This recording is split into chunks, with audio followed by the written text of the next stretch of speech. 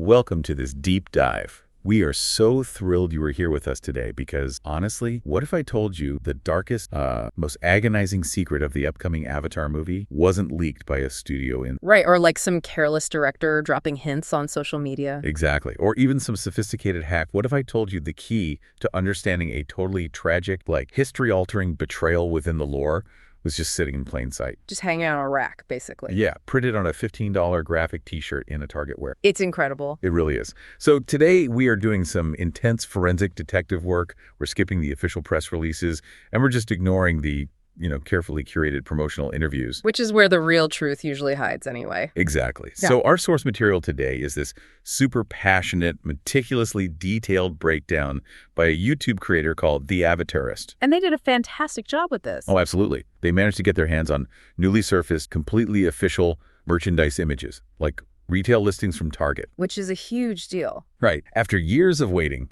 we finally have the very first look at the adult team Avatar from this highly anticipated animated movie. And, it's crucial to point out that these aren't concept sketches. No, not at all. These are final, locked-in retail designs, which completely shifts the nature of what we're looking at here. How so? For the listener who might just see a cool shirt, what does a final retail design actually mean? Well, in high-level animation, character design is never arbitrary. It's never just throwing some cool clothes on a character. Right, it's not a fashion show. Exactly. You aren't just looking at an outfit. You are looking at a narrative blueprint. Every single strap, every layered piece of fabric. You're talking about shadows, right? Yeah, every subtle shift in posture or silhouette is a totally deliberate choice. It's engineered by the art director to communicate exactly where these characters are in their... Both psychologically and physically. Precise visual storytelling in anime demands that form follows function. So if a character's wardrobe changes drastically, it's because their reality has changed drastically. Okay, let's unpack, because before we even get into the weeds of the individual character designs, we have to talk about the massive, logistical mysteries surrounding these t-shirts. The timeline issue. Yes, the timeline. The source material points out something that feels totally paradox. These shirts are officially listed on the Target web. Right. And the inventory system shows them shipping next week. Physical human beings are going to have this merchandise in their actual hands in a matter of days. Which is fascinating when you look at the studio calendar. Because the studio's official release slate still has this movie penned in for October. Yeah, that's a massive gap. So does it actually make sense to drop retail merchandise half a year before a film hits theaters? Yeah. I mean, in an age where pop culture moves at the speed of light. It really doesn't seem to make sense on the surface. Right. You buy a shirt in April, and by October, it's just buried at the bottom of your drawer. People would forget about it. It feels like a massive misstep in marketing synergy. Well, that assumes the studio has complete unilateral control over big box retail supply. Oh, interesting. And they don't. No, that's simply not how the global merchandising machine operates. Target does not function as a free storage facility for films. That makes sense.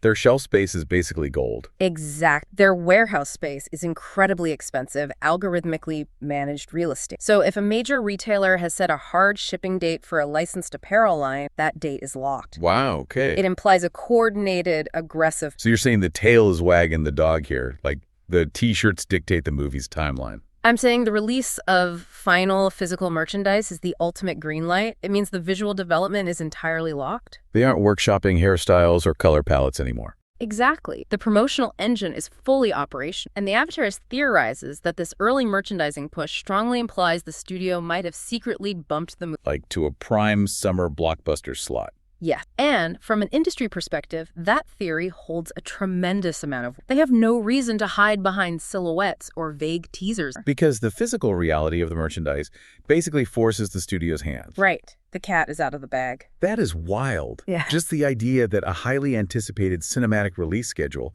is being outed by a big box store's inventory management algorithm. Is peak modern entertainment. Truly. But okay, let's transition. Because the timeline of the real-world release isn't the only timeline shifting here. The internal timeline of the characters has seemingly been altered too. Which brings us to the actual clothing printed on these shirts. Right, which reveals a massive shift in what kind of story we are actually getting. Let's look at Katara first. Her redesign is very telling. It really is. The source details her new look, and it's a huge departure. She has this tight braided hair instead of her classic flowing hair. And her clothing is heavily modified, especially around them. Yeah, she has more fabric layers over her clothing, and under her belt, it's just really flattened and pulled tight, especially compared to that 2023 CinemaCon. The visual evidence here is incredibly thick, and it directly intersects with some of the most persistent narrative rumors that have circulated. Oh, the lore cuts, because our source brings up a really deep lore cut here. Yes. An older leak suggested this movie would feature Katara pregnant with Bumi. And the loose clothing in that 2023 concept art totally seemed to support that biological timeline. Right. The flowing, looser fit makes sense for a pregnant. But then a more recent leak from an entity known as APA Comics stated the characters were actually aged down by 1 year during script revision. And APA Comics has a proven track record of accurately detailing internal studio shit. Exactly. So if they are aged down by a year, the timeline no longer supports the birth of Bumi. It completely erases that subplot. The YouTuber theorizes the studio deliberately scrapped the entire pregnancy plotline because it made the movie, quote, a little bit too messy. Well, what's fascinating here is the reality of narrative economy in filmmaking. Break that down for us. What does narrative economy mean in this context? Basically, a movie's runtime is like a strict financial budget. You only have, say, 100 minutes to spend. Right. It's like rewriting a recipe halfway through cooking because you realized you don't have enough time to let the dough rise. That's a great analogy. Sometimes you have to cut elements to save the main dish.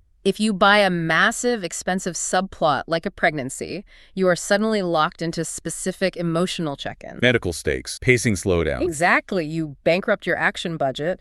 You transition from a high-stakes, kinetic fantasy adventure into a deeply grounded domestic drama. Because every time a pregnant character enters a fight, the tension changes completely. Right. It's no longer just about whether they kick the villain. It becomes an agonizing, hyper-focused anxiety about a miscarriage or physical trauma to the unborn child.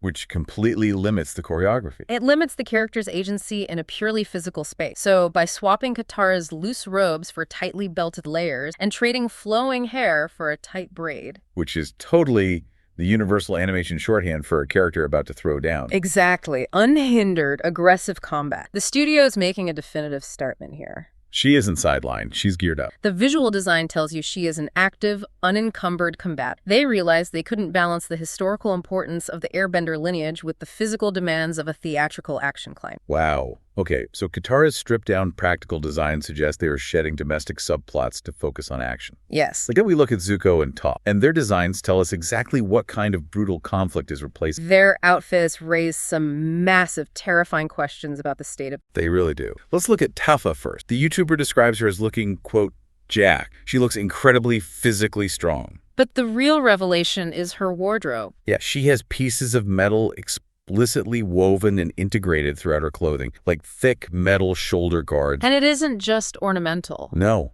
The source emphasizes that these metal bits are integrated into the fabric itself so she can metal bend them. She is literally wearing her own ammunition. Which is so cool. And in the background of her art, there's a cabbage merchant cart, which is a fun nod. But there's also a building that looks like a modern metal bending academy. What's fascinating here is how this redesign changes her fundamental relationship with combat. Right, because before, she always needed to find earth or metal around her. Exactly. In the original series, her earthbending required her to source material from her environment. She had to be grounded. But by integrating metal into her garments, she eliminates that dependency. She never has to search for a weapon. She is a self-contained, mobile artillery. Okay, which brings up the Zuko side of the equation, because his redesign is drastic. Very drastic. The dissonance between his established political role and his visual presentation is striking. Well, he has really long hair now, which the YouTuber actually joked about, having sympathy for the animators having to draw flowing robes and long hair. It is an animation nightmare, traditionally. Right, but his outfit is this heavy, imposing hybrid.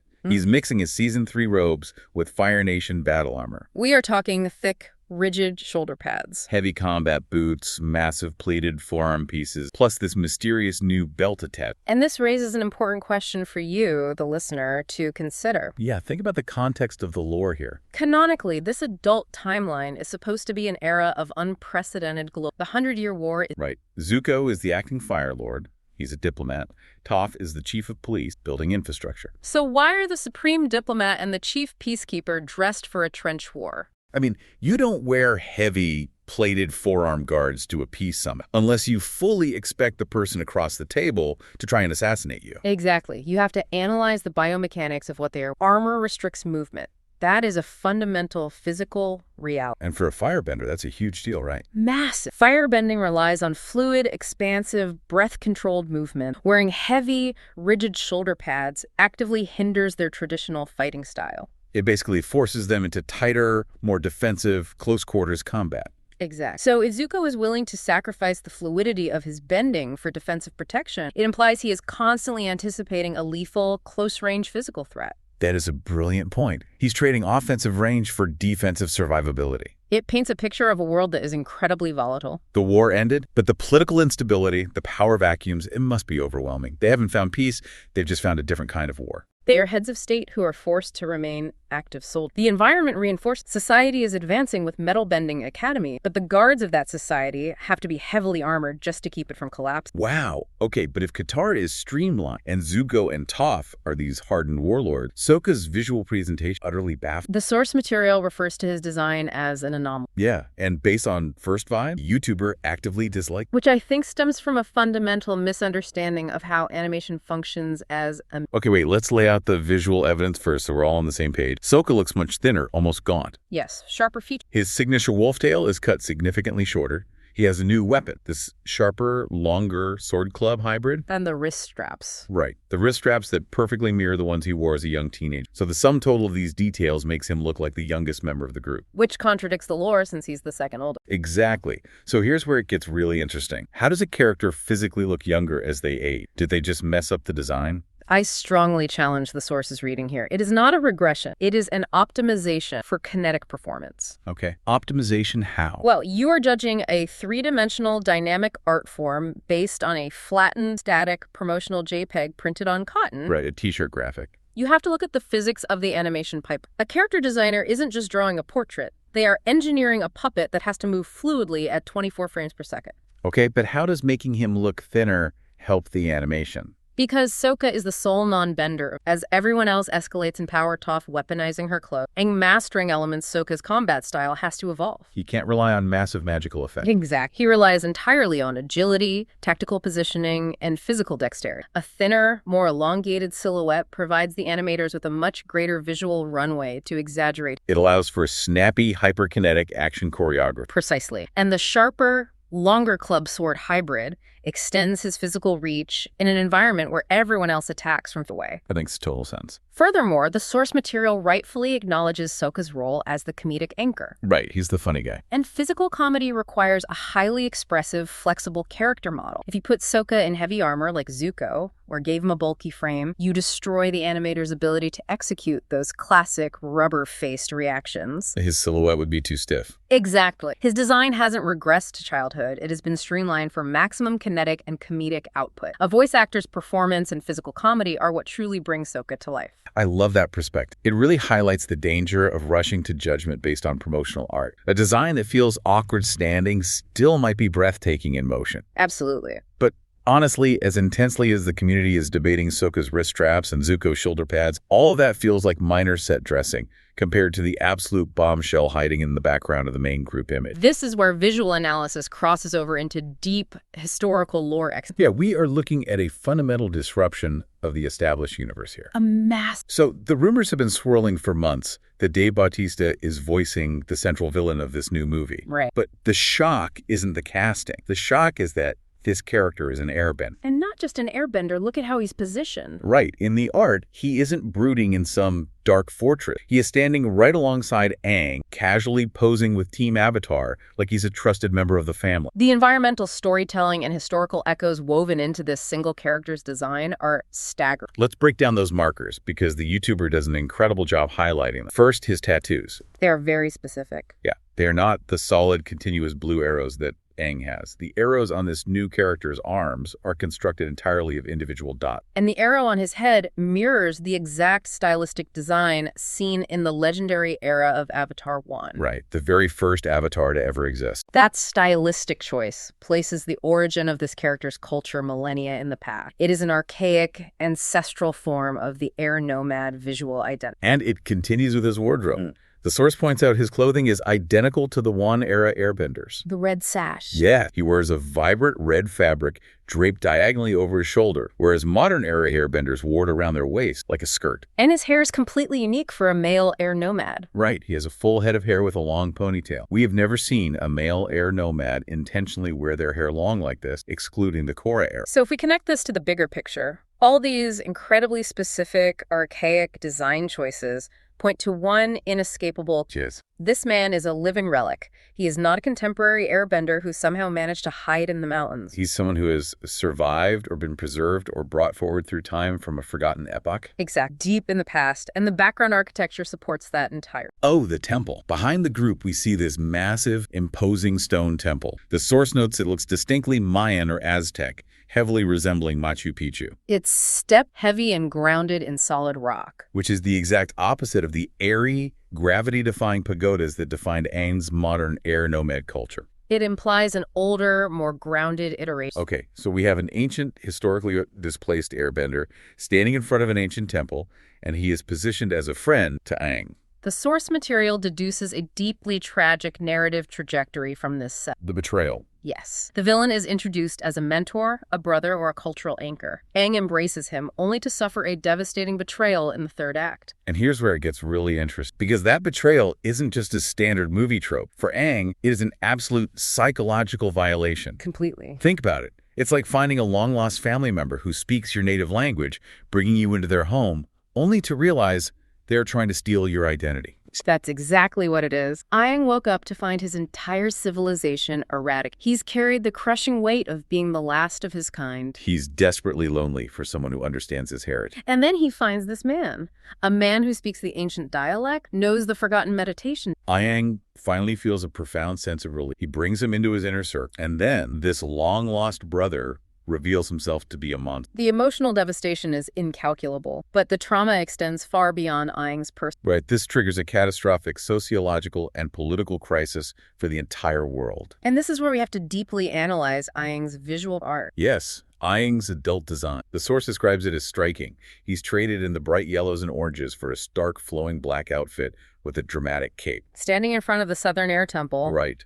Aesthetically, the YouTuber loves it, noting how the solid black makes his bending visually pop. It's going to look phenomenal. But the conversation turns to the thematic meaning of that black outfit, how Aang handles the fallout of this new villain. The source asks a brilliant, probing question that unlocks the true moral complex film. Which is? If this incredibly powerful, ancient, evil airbender exists in this timeline, why is he absolutely never mentioned in the sequel series, The Legend of Korra? How does a global threat of that magnitude simply vanish from the historical record? Exactly. And the YouTuber makes a joke that is actually profoundly disturbing when you think about the geopolitical... Oh, the Sozin theory. Right. They joked that if the general public found out about a genuinely evil, tyrannical airbender, someone using airbending for mass destruction, people might start thinking that Fire Lord Sozin was right. That Sozin was justified in wiping them out. It is a terrifying concept, but in the realm of political science and public relations, it is a highly probable outcome. Because for a century, the global understanding of the air nomads is defined by their absolute moral purity.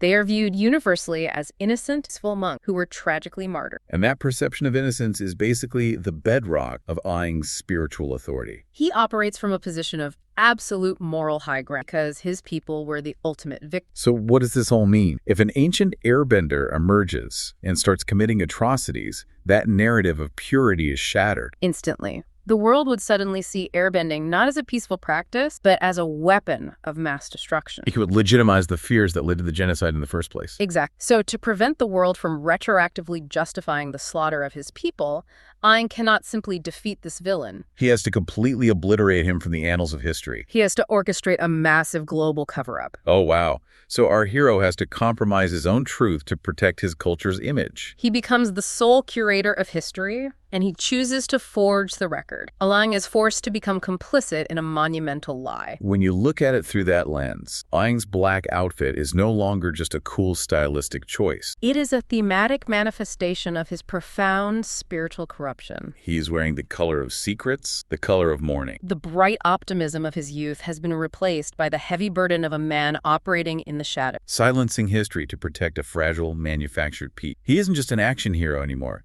He's a political operative making agonizing moral compromise. It indicates a maturation of the storytelling that perfectly mirrors the aging of its audience. Yeah, the fans who grew up with the clear-cut morality of the original show are now adults. They are ready for murky, devastating compromise. Because that's what's required to actually maintain power fraction. Absolutely. So as we wrap up this deep dive into the source material, I want you to take a step back and look at the incredible journey we've been on. It really has been forensic. Right. All of this insight, this profound lore excavation, triggered by a passionate fan analyzing retail apparel listings. From a simple Target t-shirt listing. We started by questioning the logistical anomalies of shipping date. We analyzed how a few extra layers of fabric on Katara's midsection confirmed a massive shift in narrative economy. Scrapping the pregnancy plotline for unhindered kinetic action. Exactly. And we examined the biomechanics of Zuko and Toph's armor. Realizing their restrictive gear points to a peacetime era constantly on the brink of violent collapse. We challenged the superficial reading of Sokka's design. Understanding his thinner silhouette